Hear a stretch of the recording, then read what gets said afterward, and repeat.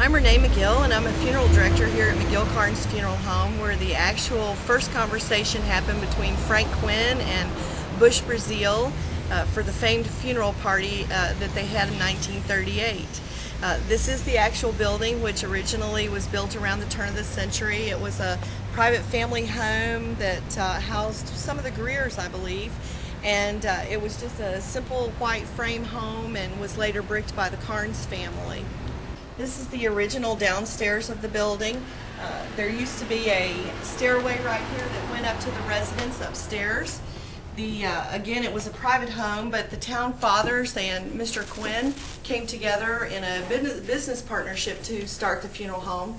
And across the street from us is the Greer's hardware store and furniture store, and it's been around a little over 100 years. So Mr. Quinn worked for the Greer's family when he wasn't in the funeral business, and they kind of shared equipment and vehicles. But as we enter the room here to the right,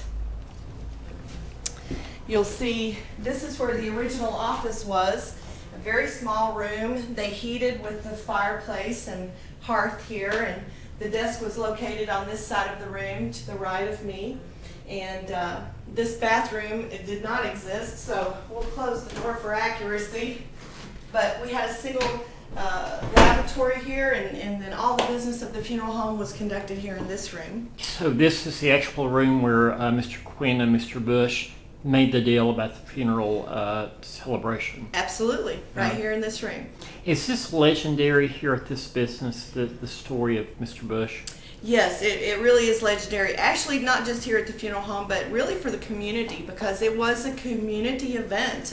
You know, the word got out and it spread far and wide, and people came from everywhere, and you don't have any trouble going back and looking up old newspaper articles and just seeing the crowd scenes where folks were just gathered, and it was a sea of people. It was very thick. So it was definitely a social a social outing for people and something to talk about. It created a lot of excitement and buzz in the community, and not just here in Loudon, but in the Kingston and Harriman and Rockwood area as well, where Mr. Brazil and some of his family people were from.